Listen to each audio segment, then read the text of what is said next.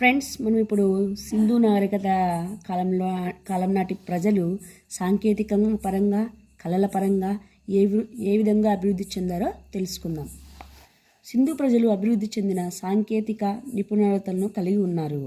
వీరు రాతి మరియు కాంస్యంతో తయారు చేసిన పనిముట్లను ఉపయోగించారు. ఏ ఏ లోహంతో తయారు చేసిన పనిముట్లను ఉపయోగించారంటే రాతి మరియు కాంస్యంతో తయారు చేసిన పనిముట్లను ఉపయోగించారు. వీరి కాలం నాటి తవ్వకాల్లో లభించినటువంటి పనిముట్లు ఏవంటే వెడల్పైన కత్తులు, రంపాలు, శూలాలు మొదలైనవి తవ్వకాల్లో లభించాయని చెప్పవచ్చు. రాగి పనిముట్లను తయారు చేసే కొలిములు కూడా వీళ్ళు కనుక్కున్నారు. అంటే మనకు చూడండి, కొలిములు ఆ కాలం నుంచే ఉన్నాయి మనకు. ఏ కాలం నుంచి అంటే సింధు ప్రజల కాలం నుండే ఇనుమును కరిగించి పనిముట్లను తయారు చేసే విధానం ఆ కాలం నుంచి మనకు మొదలైందని చెప్పవచ్చు. హరప్పా నగరాల్లో అనేక ఇతర వృత్తులు, కళలు అభివృద్ధి చెందాయి. ముద్రికలను చెక్కడం సామాన్య వృత్తిగా కనిపిస్తుంది. కుండల తయారీ, టెర్రాకోట బొమ్మలు, ముద్రికలు, తాయొత్తులు వంటివి వారి పనితనానికి అద్దం పడుతున్నాయని మనం చెప్పుకోవచ్చు.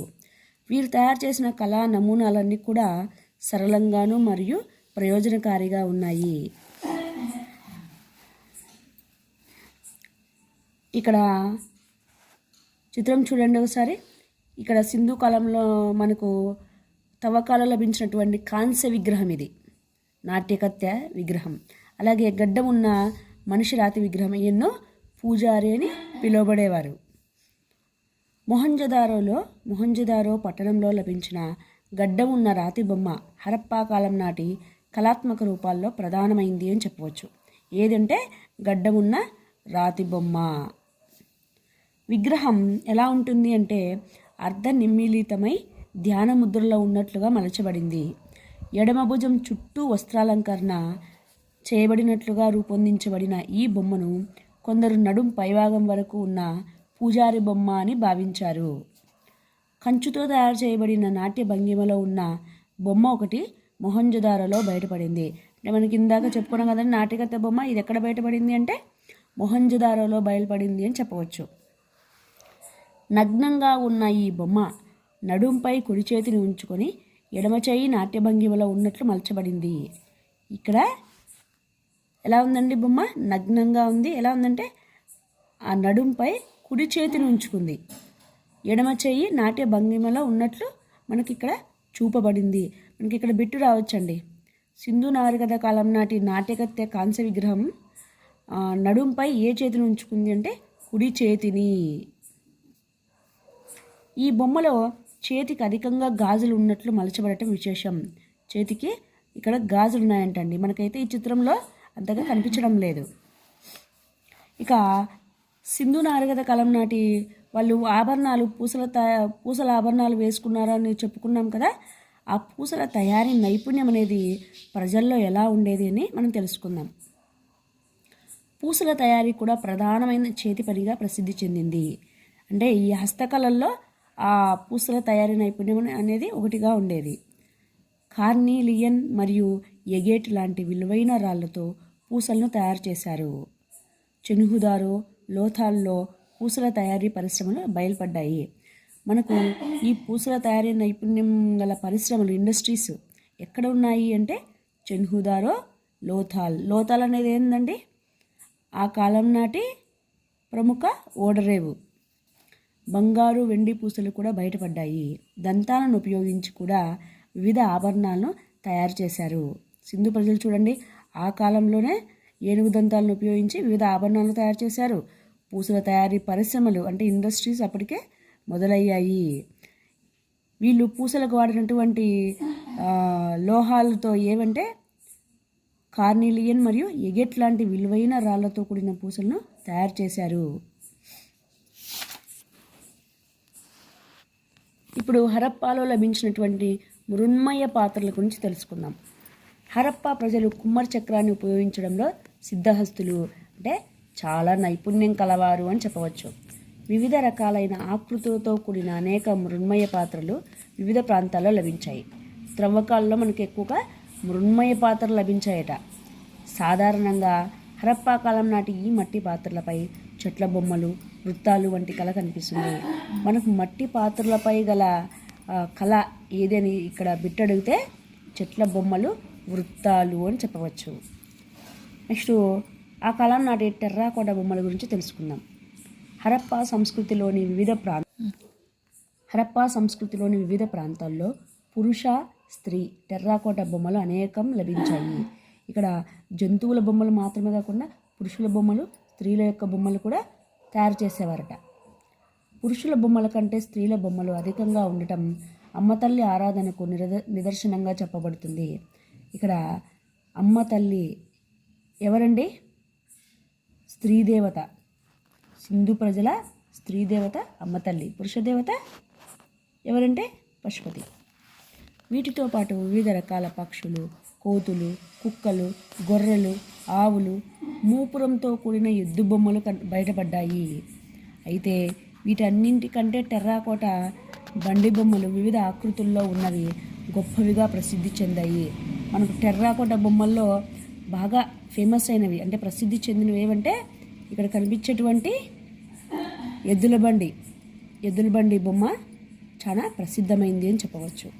అలాగే ఆ కాలం నాటి మత పరిస్థితులు ఎలా ఉన్నాయో తెలుసుకుందాం. హరప్పా కాలం నాటి మత విశ్వాసాలు, ఆచారాలు తెలుసుకునేందుకు కేవలం ఆ కాలంలో లభ్యమైన ముద్రికలు, టెర్రాకోట బొమ్మలు ఉపయోగపడుతూ ఉన్నాయి అని చెప్పవచ్చు. మత పరిస్థితుల గురించి తెలుసుకోవాలంటే మనకు లభించినటువంటి ఆధారాలు ఏవంటే మత పరిస్థితుల్లో చూస్తే హరప్పా కాలం నాటి మత విశ్వాసాలు, ఆచారాలు తెలుసుకునేందుకు కేవలం ఆ కాలంలో లభ్యమైన ముద్రికలు, టెర్రాకోట బొమ్మలు ఉపయోగపడుతూ ఉన్నాయని చెప్పవచ్చు. మనకు ఇక్కడ ఒక బిట్ అండి. సింధు కాలం నాటి మత పరిస్థితులను తెలిపేటువంటి ఆధారాలు ఏవి అంటే ముద్రికలు, టెర్రాకోట బొమ్మలు అని చెప్పవచ్చు. వీటిపై చెక్కిన అమ్మ తల్లి, పశుపతినాథుడు, జంతువులు మరియు వృక్షాలు తదనంతర కాలంలోని హిందూ మత విశ్వాసాలకు దగ్గరగా ఉన్నాయి అని చెప్పవచ్చు. సింధు సమాజపు మత విశ్వాసాల్లో అమ్మ తల్లి ఆరాధన అనేది బాగా ప్రసిద్ధి చెందిందండి. అలాగే తవ్వకాల్లో నగ్నంగా ఉన్న స్త్రీమూర్తుల విగ్రహాలు చాలా వరకు లభించాయి. ఏ విగ్రహాలు అధికంగా లభించాయి తవ్వకాల్లో అంటే స్త్రీమూర్తుల విగ్రహాలు అని చెప్పవచ్చు. సింధు కాలంలో బాగా చెప్పుకోదగిన పురుష దేవత ఎవరంటే మనం ఇదివరకే చెప్పుకున్నామండి. ఎవరు? పశుపతినాథుడు లేదా పశువును రక్షించే దేవత. ఇతనికి సంబంధించిన ప్రతిమలు ముద్రికలపై చెక్కబడ్డాయి. ఈయన రూపం ఎలా ఉంటుందంటే పశుపతినాథుడు రూపం ఎలా ఉంటుందంటే ఆధునిక శివునికి ఇతనికి దగ్గరి పోలికలు ఉన్నాయి అని చెప్పవచ్చు. ఈ దేవుడికి కొమ్ములు ఉన్న 3 తలలు ఉన్నాయి. ఎవరికి? పశుపతినాథుడికి. ఈ కాలం నాటి ప్రజలు అగ్నిని పూజించినట్లుగా తెలిపే ఆధారాలు కాళీబంగన్, లోథాళ్లలో లభించాయి. మనకి ఇక్కడ బిట్టు వస్తుందండి. సింధు ప్రజలు అగ్నిని పూజించినట్టుగా తెలిపే ఆధారాలు ఏ ప్రాంతాల్లో బయటపడ్డాయి అంటే కాళీబంగన్, లోథాళ్లలో. ఇక్కడ దొరికిన యజ్ఞ వేదికలు, ఇతర చిన్న వస్తువులు తప్ప సింధు కాలంలో దేవాలయాలు కానీ ఇతర ఆరాధనా ప్రదేశాలు కానీ మనకి ఎక్కడ లభ్యం కాలేదు. మనకు ఇక్కడ దొరికిన ఆధారాలు ఏవేవంటే మనం చెప్పుకున్నాం. మృణ్మయ పాత్రలు, ముద్రికలు, టెర్రాకోట బొమ్మలు, ఇలా రకరకాలుగా యజ్ఞ వేదికలు ఇవన్నీ ఉన్నాయి. అంతేకాని సింధు కాలంలో దేవాలయాలు మనకు ఎక్కడ ఉన్నట్టు ఆధారాలు లభించలేదు అని చెప్తున్నారండి చరిత్రకారులు. వ్యవసాయాధారిత సమాజం కాబట్టి వారు ఎద్దులు, కోడెలు, పాములు, వృక్షాలను కూడా పూజించేవారు. సింధు ప్రజలు ఎక్కువగా ఏ వృత్తి చేసేవారు? వ్యవసాయం. పత్తిని మొట్టమొదట పండించిన వారు ఎవరంటే సింధు ప్రజలు అని చెప్పవచ్చు. జంతుబలుల ఆచారం సమాజంలో ఎక్కువగా ఉన్నట్లు తెలుస్తుంది. ఏ రకంగా తెలుస్తుంది మనకు జంతుబలుల ఆచారం ఉన్నట్లు అంటే మనం ముందు చెప్పుకున్నామండి. ఈ కోళ్ళకు సంబంధించినటువంటి ముద్రిక లభించింది అని, దాని ద్వారా మనకు జంతుబలుల ఆచారం ఉన్నట్లు తెలుస్తోంది. ఇంకా ఇవే కాకుండా ముఖ్యంగా మరణానంతర జీవితంలో విశ్వాసాలు కూడా ఉన్నాయి. అంటే ఒక మనిషి మరణించిన తర్వాత మళ్ళీ తిరిగి ఏం జరుగుతుంది అనేది మనకి ఇక్కడ కొన్ని నమ్మకాలు ఉన్నాయి. అవేంటంటే హరప్పా సంస్కృతిలో సాధారణంగా మృతదేహాన్ని పూడ్చిపెట్టేవారు. ఈ ఆచారం చాలా సింధు ప్రాంతాల్లో ఒకే రకంగా ఉండేది. మృతదేహాన్ని ఉత్తర దక్షిణాలుగా అంటే ఉత్తరం వైపు తల, దక్షిణం వైపు కాళ్ళు ఉండేలా పూడ్చిపెట్టేవారట. ఎలా పడితే అలా కాదండి, ఖచ్చితంగా ఉత్తరం వైపు తల, దక్షిణం వైపు కాళ్ళు ఉండేలాగే మృతదేహాన్ని పూడ్చిపెట్టేవారు అని చెబుతున్నారు. కొన్ని ప్రాంతాల్లో మృతదేహాలతో పాటు కొన్ని వస్తువులు, ప్రధానంగా గాజులు, పూసలు, రాగి అద్దాలు వంటి వాటిని కూడా పూడ్చిపెట్టేవారట. అంటే మృతదేహంతో పాటు పూడ్చిపెట్టే వస్తువులు, సింధు కాలం నాటి ప్రజలు మృతదేహంతో పాటు పూడ్చిపెట్టే వస్తువులు ఏవేవి ఉన్నాయంటే గాజులు, పూసలు, రాగి అద్దాలు అని చెప్పవచ్చు. దీన్ని బట్టి హరప్పా ప్రజలు మరణానంతర జీవితం ఉంటుందని నమ్మేవారు. అంటే మరణించిన తర్వాత వాళ్ళు మృతదేహంకి గాజులు, పూసలు, రాగి అద్దాలు ఇవన్నీ కూడా పూడ్చిపెట్టేవారు కదా. ఎందుకు పూడ్చిపెట్టేవారు అంటే వాళ్ళకు మరణించిన తర్వాత మళ్ళీ ఆ జీవి జన్మిస్తాడు. జీవి జన్మించడానికి మునుపు ఏవేవి వస్తువులు అవసరమో వాటన్నింటినీ మృతదేహంతో పాటు పూడ్చిపెట్టేవారు. హరప్పా, మొహంజోదారో మరియు ఇతర ప్రదేశాల్లో జరిపిన తవ్వకాలు సింధు ప్రజల దహన సంస్కారాల్ని మరియు మత విశ్వాసాలను తెలియజేస్తున్నాయి. మనకి ఇక్కడ బిట్ వస్తుందండి. సింధు ప్రజలు దహన సంస్కారాలని, మత విశ్వాసాలని తెలియజేసేటువంటి తవ్వకాలు జరిపిన ప్రదేశాలు ఏవి? ఒకసారి చూడండి బిట్టు. సింధు ప్రజలు దహన సంస్కారాలని మరియు మత విశ్వాసాలను తెలియపరిచేటువంటి ప్రాంతాలు ఏవి? జరిపిన త్రవ్వకాలు జరిపిన ప్రాంతాలు ఏవి అంటే హరప్పా, మొహంజోదారో. మనం ఇప్పుడు హరప్పా నాగరికత పతనం గురించి తెలుసుకుందామండి. క్రీస్తు పూర్వం 1750 తర్వాత హరప్పా, మొహంజోదారో లాంటి ముఖ్య నగరాలు అదృశ్యమవ్వగా మిగతా స్థలాల్లో ప్రత్యేకించి సింధులోయ దక్షిణ భాగంలో అంటే రాజస్థాన్, గుజరాత్, ఉత్తరప్రదేశ్, పశ్చిమ ప్రాంతంలో క్రమేణా అంతరించాయి అని చెప్పవచ్చు. మనకు 1750 తర్వాత అదృశ్యమైనటువంటి నగరాలు ఏవి అంటే హరప్పా, మొహంజోదారో లాంటి ప్రధానమైన నగరాలే మనకు ఇక్కడ అదృశ్యమైపోయాయి అని చెప్పవచ్చు. ఇంకా మిగిలిన ఏ ఏ ప్రాంతాల్లో అలా జరిగింది అంటే సింధులోయ దక్షిణ భాగంలో రాజస్థాన్, గుజరాత్, ఉత్తరప్రదేశ్ పశ్చిమ ప్రాంతంలో కూడా పూర్తిగా సింధు కాలం నాటి ప్రాంతాలు అంతరించిపోయాయి అని చెప్పవచ్చు. హరప్పా నాగరికత పతనమైన తీరు ఆశ్చర్యాన్ని కలిగిస్తుంది. ఎందుకంటే అంతగా ప్రసిద్ధమైనటువంటి నగరాలున్న ప్రాంతాలు ఉన్నట్లుండి అదృశ్యమవడం నిజంగా అందరికీ ఆశ్చర్యాన్ని కలిగిస్తుంది కదండి. ఇక పతనానికి అనేక మంది చరిత్రకారులు అనేక కారణాలు పేర్కొన్నారు. సో సింధు నాగరికత అనేది ఎలా పతనమైంది, ఎందుకు పతనమైంది అని చెప్పేసి చరిత్రకారులు చాలా కారణాలు చెప్తున్నారు. అవేంటో చూద్దాం. ఏంటంటే మొహంజోదారోలో నిరంతర వరదలు నగరాన్ని ధ్వంసం చేయగా అక్కడి నుంచి ప్రజలు వలస పోవాల్సి వచ్చిందని భావిస్తున్నారు. నిరంతరం వరదలు రావడం వల్ల ప్రజలు ఆ ప్రాంతాల్లో నివసించలేక ప్రజలు అక్కడి నుంచి వేరే ప్రదేశానికి వలస వెళ్ళారు అని కొంతమంది చెప్తున్నారు. అలాగే మనకు సర్ మార్టిమర్ వీలర్ అనే చరిత్రకారుడు ఏం చెప్తున్నాడంటే హరప్పా నాగరికత పతనానికి ఆర్యుల దండయాత్రలే కారణమని పేర్కొన్నాడు. మనకి ఇక్కడ బిట్ వస్తుందండి. చాలా ఎగ్జామ్స్లో, కాంపిటేటివ్ ఎగ్జామ్స్లో మనకి ఇక్కడ బిట్ వచ్చిందండి. ఏంటంటే హరప్పా నాగరికత పతనానికి ఆర్యుల దండయాత్రల కారణమని పేర్కొన్నటువంటి చరిత్రకారుడు ఎవరు అంటే సర్ మార్టిమర్ వీలర్. అందుకు మొహంజోదారోలోని వివిధ చోట్ల లభ్యమైన వివిధ జాతులకు చెందిన 37 అస్థిపంజరాలను, యుద్ధాలు, కోటలను గురించి వేదాల్లో పేర్కొనడాన్ని ఆధారాలుగా చూపించాడు. ఆయన ఆర్యుల దండయాత్రల కారణమని చెప్పడానికి గల ఆధారం ఏది అంటే వివిధ చోట్ల లభ్యమైన జాతులకు చెందిన 37 అస్థిపంజరాలు, యుద్ధాలు, కోటలను చూపించాడండి. అంటే ఈ కోటలు ఉన్న ప్రదేశాల్లో జనాభా నివసిస్తూ ఉంటారు కదా, కానీ అక్కడ జనాభా లేకపోవడం, ఇక్కడ యుద్ధాలు జరగడం, యుద్ధాలు ఎవరితో జరిగినాయి సింధు నాగరికులకు అంటే ఆర్యులతో. సో ఆ రకంగా సింధు నాగరికత పతనమైందని మనకి ఇక్కడ చెప్పడం జరిగింది. అయితే వీలర్ సిద్ధాంతాన్ని పండితులు తిరస్కరించారట. అందుకు అస్థిపంజరాలు నగరాలు నాశనమైన తర్వాత కాలానికి చెందనవని, అవి కోటకు సమీపంలో లభించలేదని వారు పేర్కొన్నారు. క్రీస్తు శకం 1994లో కెన్నెత్ కెన్నెడీ అనే చరిత్రకారుడు చేసిన పరిశోధనలో ఏంటంటే అస్థిపంజరాలపై ఉన్న గుర్తులు దౌర్జన్యకరమైన యుద్ధాల వల్ల కాకుండా కోతుల వల్ల ఏర్పడినవని వెల్లడించాడు. ఈయనేం చెప్పాడంటే అసలు యుద్ధాల వల్ల కాదు సింధు నాగరికత పతనం జరిగింది, కోతుల వల్ల ఏర్పడింది, కోతుల వల్ల జరిగింది అని ఈయన పేర్కొంటున్నారు. ఎవరంటే కెన్నెత్ కెన్నడీ. ఇంకా ఫోర్ట్ డిజీ, కాళీబంగన్, లోతాళ్ళు హఠాత్తుగా అంతరించినట్లు కనిపించదు. ఇక్కడ వరదలు తీవ్ర మార్పులను కలిగించి మామూలు నీటిపారుదల విధానాన్ని దెబ్బతీసి ఫలితంగా నగరాల ఆర్థిక క్షీణతకు కారణమయ్యాయి అని ఇక్కడ చెప్పడం జరిగింది. క్రీస్తు పూర్వం 1750 ప్రాంతంలో సుమేర్పై జరిగిన కస్పేట్ దాడి కారణంగా వర్తకం దెబ్బతినింది. సింధు ప్రజల వర్తకం ఎలా దెబ్బతినిందంటే 1750 ప్రాంతంలో సుమేర్పై జరిగిన సుమేర్ ప్రధానమైన ప్రాంతం, ఈ ప్రాంతంపై జరిగిన దాడి కారణంగా వర్తకం దెబ్బతినింది. పలు హరప్పా నగరాల ఆర్థిక వ్యవస్థను కూడా ఇది దెబ్బతీసింది.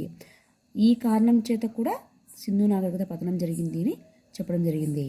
ఇంకా కొన్ని నగరాల్లో ప్రత్యేకించి ఉత్తర ప్రాంతం వాటిలో నాశనం జరిగింది. మిగతా వాటిలో హరప్పా సంస్కృతి కొనసాగినప్పటికీ దాని పతన సూచనలు స్పష్టంగా మనకు కనిపిస్తున్నాయి. ఎలా అంటే అయితే థార్ ఎడారి విస్తరించడం, భూకంపాలు, అడవులు నశించడం, వరదలు, నదులు ప్రవాహ దిశను మార్చుకోవడం వంటి పర్యావరణ మార్పులే సింధు నాగరికత పతనానికి కారణమని ఈనాడు అనేక మంది చరిత్రకారులు నమ్ముతున్నారు. అంటే యుద్ధాలు, దాడులు ఇవి మాత్రమే కాకుండా ప్రకృతి వైపరీత్యాల వలన కూడా సింధు నాగరికత పతనం సంభవించింది అని కొంతమంది చరిత్రకారులు చెబుతున్నారు. అది ఎలా అంటే ఈ నదులు, సింధు ప్రాంత నదులు తమ ప్రవాహ దిశను మార్చుకోవడం వలన కూడా ఇలా జరిగింది అని ఇక్కడ చెబుతున్నారు. మొత్తం మీద వివిధ కారణాల సమ్మిళితంగా ప్రపంచంలోని పురాతనమైన సింధు నాగరికత పతనమైంది అని చెప్పవచ్చు. మనకి ఇక్కడ ఖచ్చితంగా బిట్ అడిగే అవకాశం ఉందండి. సర్ మార్టిమర్ వీలర్ గురించి అడగచ్చు, ఇంకా కెన్నెత్ కెన్నడీ గురించి కూడా మనకి ఇక్కడ బిట్ అడగచ్చు. ఇది బాగా చూసుకోండి. హరప్పా నాగరికత కొనసాగింపు ఏ రకంగా జరిగిందంటే హరప్పా నాగరికత గణిత శాస్త్ర అభివృద్ధికి దోహదం చేసింది. గణిత శాస్త్రానికి బాగా సహాయపడిందండి. సంఖ్యా పద్ధతి, దశాంశ పద్ధతి వంటివి హరప్పాలో ప్రారంభించబడి తరువాతి కాలంలో వేదగణిత శాస్త్రానికి ఇవి నాంది పలికాయి, శ్రీకారం చుట్టాయి అని చెప్పవచ్చు. హరప్పా ప్రజలు అనుసరించిన కాల్చిన కుండలు, ఇటుకలు, పూసలు, ఆభరణాలు, వస్త్రాలు మొదలైనటువంటి వాటి తయారీని తరువాతి సంస్కృతుల వారు విస్తృతంగా అమలుపరిచారు. మధ్య ఆసియా, పశ్చిమ ఆసియాల్లో నౌకా వాణిజ్యానికి హరప్పా ప్రజలే పునాది వేశారు. మనకు నౌకాయానానికి ప్రధానంగా పునాది వేసినటువంటి ప్రాచీనులు ఎవరు అంటే హరప్పా ప్రజలు అని చెప్పవచ్చు. సింధు ప్రజల మత విశ్వాసాలైన అమ్మతల్లి ఆరాధన, పశుపతి మరియు వృక్షాలు, జంతువుల పూజా విధానాలు లాంటి అనేక అంశాలను భారతదేశంలో నేటికి ఇప్పటికీ ఆచరిస్తూనే ఉన్నారండి. మనం కూడా వృక్షాలను పూజిస్తాం కదండి. వేప చెట్టు, రావి చెట్టు రెండూ కలిసినటువంటి వేప చెట్టు, రావి చెట్టు కలిసిన ప్రాంతానికి కళ్యాణం చేయడం, ఇలా రకరకాల సాంప్రదాయాలు ఇప్పటికీ మనము ఆచరిస్తూనే ఉన్నాము. ఈ విధంగా హరప్పా నాగరికత భవిష్యత్తు నాగరికతల అభివృద్ధికి దోహదపడటంతో పాటు నాగరికత అంశాలను తర్వాతి నాగరికతలు అనుసరించాయి. సింధు నాగరికత విధానాలను తర్వాత నాగరికతలు కూడా వీటిని ఫాలో అయ్యాయి, అనుసరించాయి అని చెప్పవచ్చు. అందువల్ల మన భారత ఉపఖండంలో హరప్పా సంస్కృతి నేటికి కొనసాగుతూనే ఉంది అని మనం చెప్పుకోవచ్చు. మనం ఇప్పుడు సింధు నాగరికతలో కాలంలో బయలుపడిన ముఖ్య నగరాలు, పట్టణాలు, త్రవ్వకాలు నిర్వహించిన వారు ఇవన్నీ తెలుసుకుందాం. హరప్పా నగరం ఏ సంవత్సరంలో బయలుపడిందంటే 1921 సంవత్సరంలో. ఏ ప్రదేశంలో అంటే మాంట్ గోమరీ జిల్లా, పంజాబ్ రాష్ట్రం, పాకిస్తాన్. అలాగే ఈ ప్రాంతంలో త్రవ్వకాలు ఎవరి నేతృత్వంలో జరిగాయి అంటే దయారాం సహ్నీ. ఈ త్రవ్వకాల్లో కనుగొనబడినటువంటి వస్తువులు ఏవంటే ధాన్యాగారాలు, సమాధులు, కళాఖండాలు.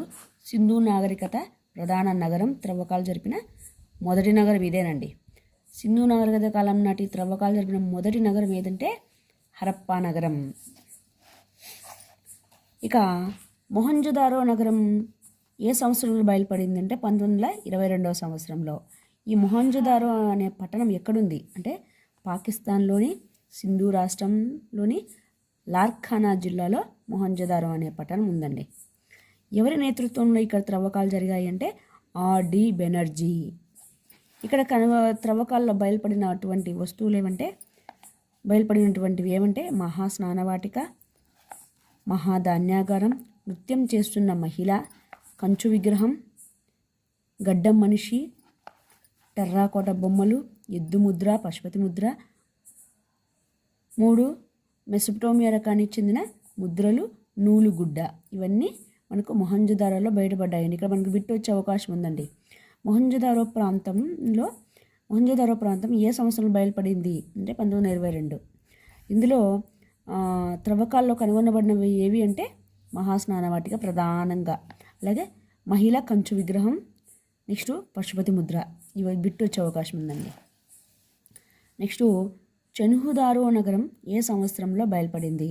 1935 సంవత్సరంలో. ఈ చెన్హుదారో అనే నగరం ఏ ప్రాంతంలో ఎక్కడ ఉంది అంటే పాకిస్తాన్లోని సింధు రాష్ట్రం నవాబ్షా జిల్లాలో ఉంది చెన్హుదారో. ఇక్కడ త్రవ్వకాలు జరిపిన వ్యక్తి ఎవరంటే ఎన్జి మజుందారో. ఇక్కడ బిట్ వచ్చే అవకాశం ఉంది, మనకు చాలా కాంపిటేటివ్ ఎగ్జామ్స్లో అడిగారండి.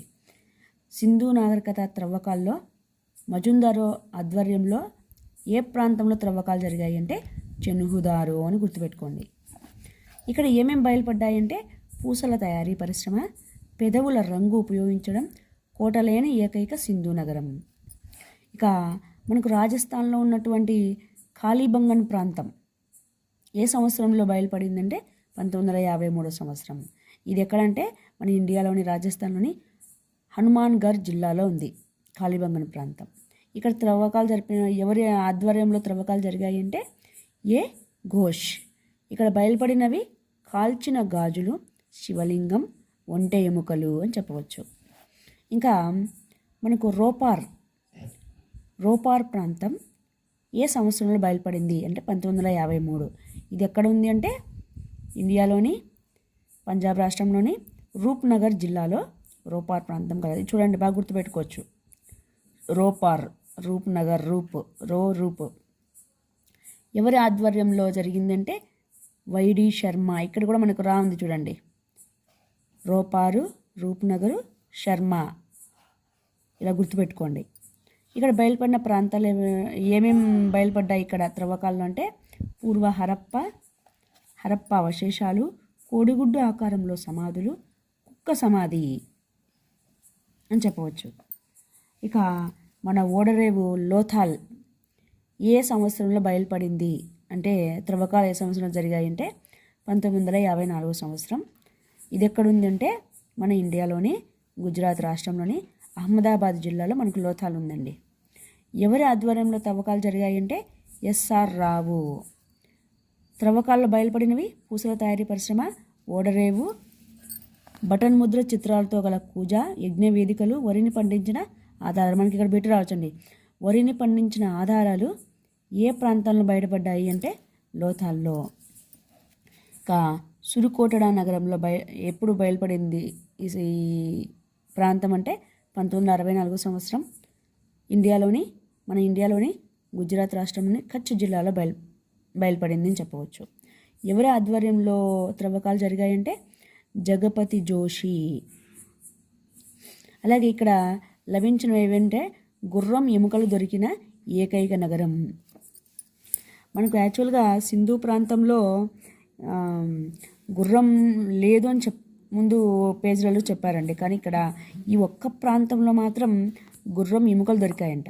అది ఎముకలు దొరికినటువంటి ఏకైక నగరం ఏదంటే సురుకోటడా. మనకి ఇక్కడ బిట్టు రావచ్చండి. సింధు నాగరికత కాలంలో గుర్రం ఎముకలు దొరికిన ఏకైక నగరం ఏదంటే సురుకోటడా. నెక్స్ట్ బన్వాలి నగరం బయలుపడిన సంవత్సరం 1973. ఇది ఎక్కడ ఉందంటే ఇండియాలోని హర్యానా రాష్ట్రంలోని ఫతేబాద్ జిల్లాలో ఉంది. ఎవరి ఆధ్వర్యంలో త్రవ్వకాలు జరిగాయి అంటే ఆర్ఎస్ బిస్త్. ఈ త్రవ్వకాల్లో బయలుపడినవి ఏమంటే బార్లీ. సింధు ప్రజలు రోజువారీ ఉపయోగించే ఆహారం ఏదంటే బార్లీ. అలాగే మట్టితో చేసిన నాగలి బొమ్మ ఇక్కడ మనకు త్రవ్వకాల్లో బయటపడ్డాయండి. ఇక్కడ చూసుకుంటే మనము పాకిస్తాన్లో బయలుపడినటువంటి మనకు పాకిస్తాన్లో ఉన్నటువంటి ప్రాంతాలు ఏవేవి ఉన్నాయంటే హరప్ప, మొహంజదారో, చెన్హుదారో 3 ముఖ్య నగరాలు. పాకిస్తాన్లో బయలుపడిన సింధు నాగరికత ముఖ్య నగరాలు ఏవంటే హరప్ప, మొహంజదారో, చెన్హుదారో అని చెప్పవచ్చు. అలాగే ఇండియాలో బయలుపడినటువంటి ప్రాంతాలు ఏమున్నాయంటే కాళీబంగన్, రోపార్, లోథాల్, సురుకోటడ, బన్వాలి. సో 1, 2, 3, 4, 5 ప్రాంతాలు మన ఇండియాలోటివి సింధు నాగరికత కాలంలో ఉన్నటువంటి ముఖ్య నగరాలు. అలాగే పాకిస్తాన్లో వచ్చేసి 3 ప్రధానమైన నగరాలు అని చెప్పవచ్చు. మనము ఇంతటితో సింధు నాగరికత కాలం నాటి పరిస్థితులు అన్నీ అయిపోయినాయండి. నెక్స్ట్ మనము వేద సంస్కృతి గురించి నెక్స్ట్ వీడియోలో తెలుసుకుందాం.